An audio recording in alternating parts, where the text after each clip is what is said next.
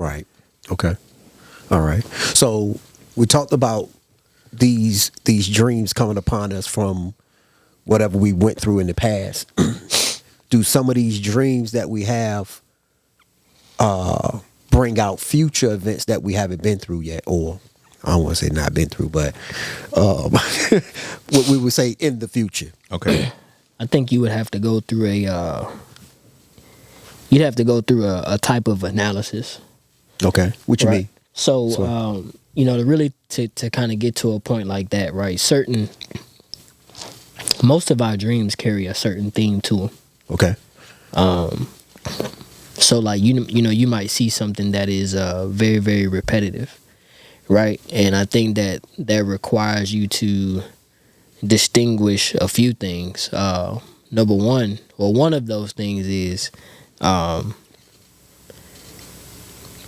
coming to terms with the fact of, whether or not you're dealing with compensatory dreams, right? Which compensatory dreams, they, from what I understand, they focus on the conscious equilibrium and balancing that. So that might be all the things that you think about throughout the course of the day and so on and so forth, right? But to really highlight where if things are moving towards something in the future, I think you got to really take dreams to a frame of analysis, because the dreams are all symbols. Okay. Right. In a few of our episodes in the podcast, we talk about everybody having a energetic core blueprint, a pattern to their existence, to their framework. Right. Right. And to kind of understand that pattern, you have to analyze the sequences of the pattern. So it's like, what's a good example? Like vibrations. Right? Okay. You put, what's some of the tests that they do? They put like liquid on a... Oh, yeah. Yes. And hit the sounds. Right. Hit them with different sound frequencies. Yeah. Hit them with different... Or sand. Right. And you get your different... And you get different patterns. Yes. Yeah. And from that, you know what I mean? Like, you see the effects that sound have on, or different sounds or different frequencies have on the matter. Right. Right. Now, how do I tie that into what we're talking about? You could be dealing with the same frequency, same pattern for a while, and you could be seeing those same things in your dreams over and over and over again, right? But very seldom do people really understand the blueprint of what the psyche is offering in terms of dreams. Okay. Right, because we're not. I'll speak for myself. I wasn't always connected to the other side. Okay. Right, I had a gross disparity in being connected to, I'm gonna say, I'll just say the dream world. Non-physical. The non-physical. Right. Or metaphysical. A lot of my understanding was based on the material corporation, if you want to call it that, right? Mm-hmm. So, to answer your question, I think that if you are going to interpret whether or not dreams provide insight to something in the future, it really requires an in-depth analysis of it, of the patterns and symbols, and because that's all they are. Right. Okay. So, go ahead. I agree. And also you could just ask, it's, of course, it's patterns and symbols. Like a lot of things, I've had abstract dreams, and I've had very visceral.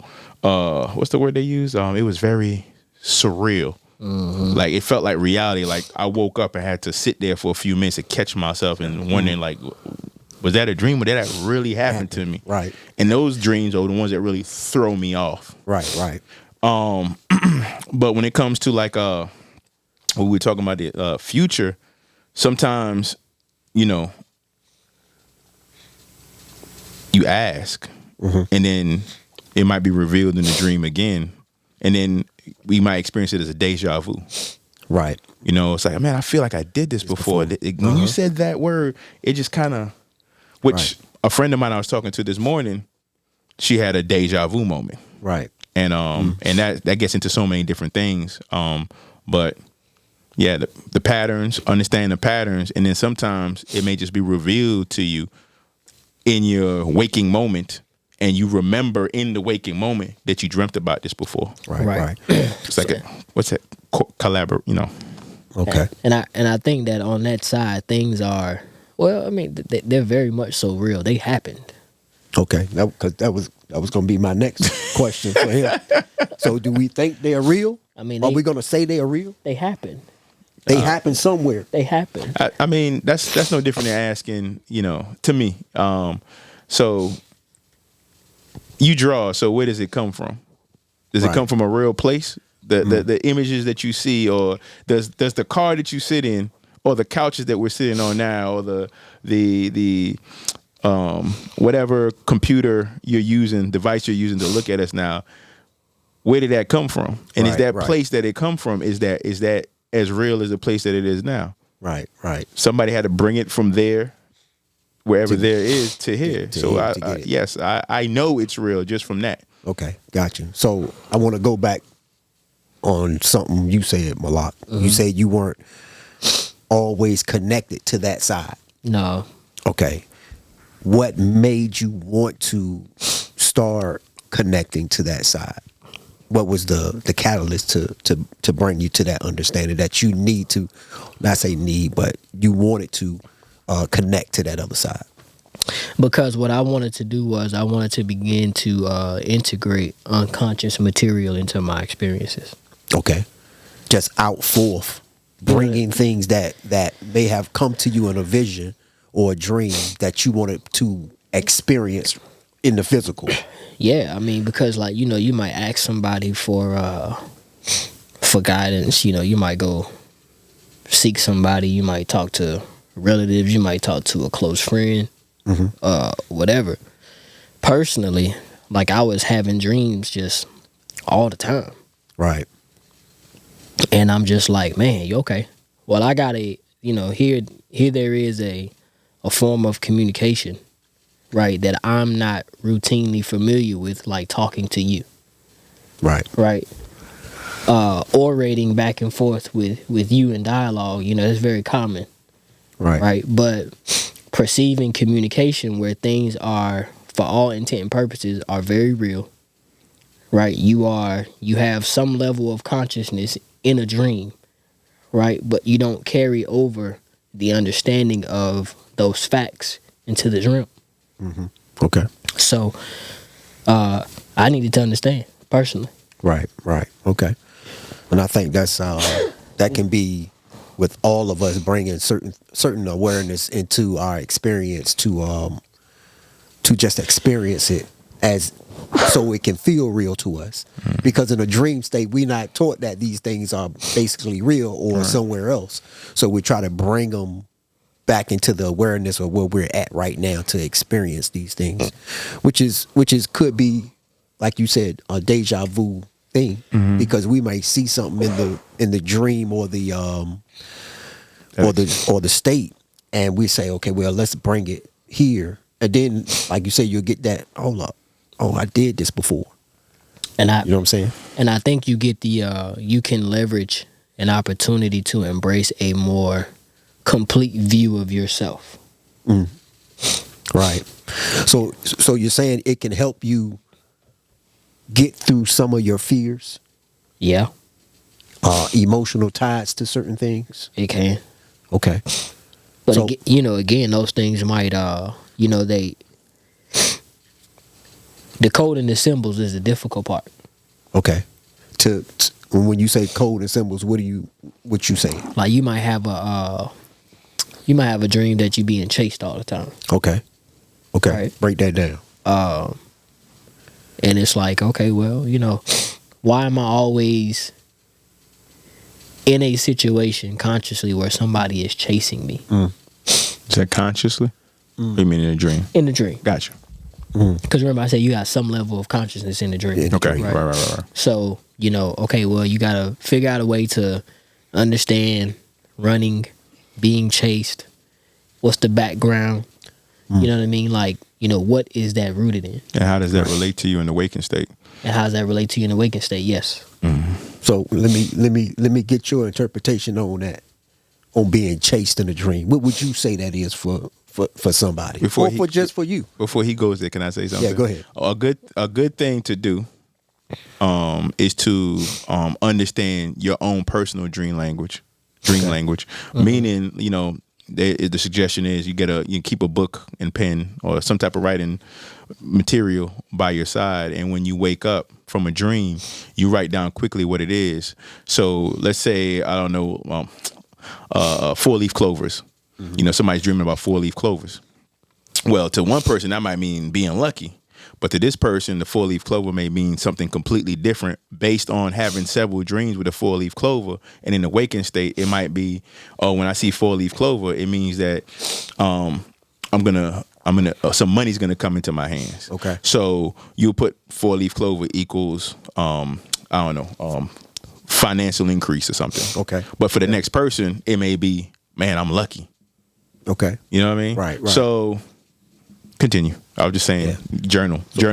Dream journaling. Okay, just journaling. Dream journaling. Yeah, because that was probably one of my next questions down the line. Learn your own dream language. Right. Okay. Yeah. Okay, that's a good one. Say that again. Learn your own dream language.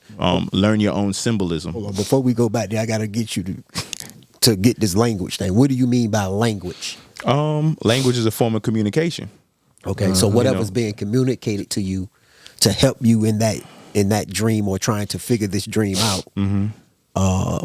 Within that would be your answer for you, and it's just like we're all talking now, right? We may have certain lingos that only we use on the fourth principle when we're out hanging out, eating or whatever. We have a lingo, and then when we go to our families, we have a whole nother lingo, right? But then we have to speak the lingua franca of everybody that we're around.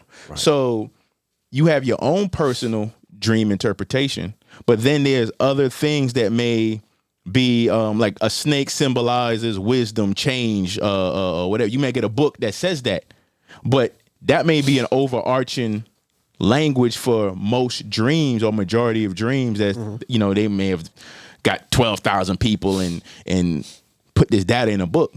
But then it may come down to a whole, not only just that, it means just change and this and that. But for you, it may mean enemy in the midst. Okay. For you. Right. And it may not mean that for Malakia. Right. Or me or Sifu. But for you, you kept seeing this every time the snake comes up. And now I'm going back a couple of years. I've always had a dream when me and somebody fall out because they did me dirty. Okay. And you realize, well, that's what the snake means for me. Okay. Got you. You know what I mean? Right. But it also means wise change. So you had to change your friends, change a relationship or whatever. New. Shed some. So shed it has some an old overall skins arc, off. but for you personally, right.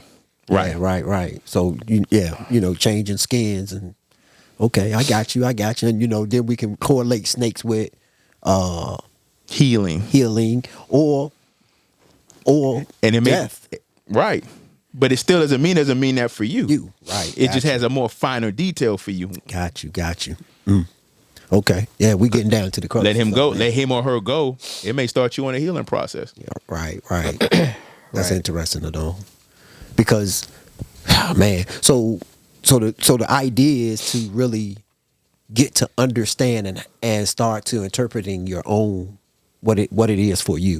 Yes. Is what are you saying? Yes. Okay. It's funny because I was talking to my mom this morning, and she was having a conversation with a friend, very religious, Christianity, whatever the case may be. And she said, do you think that my mom was asking the friend, do you think that we have the same powers as Satan?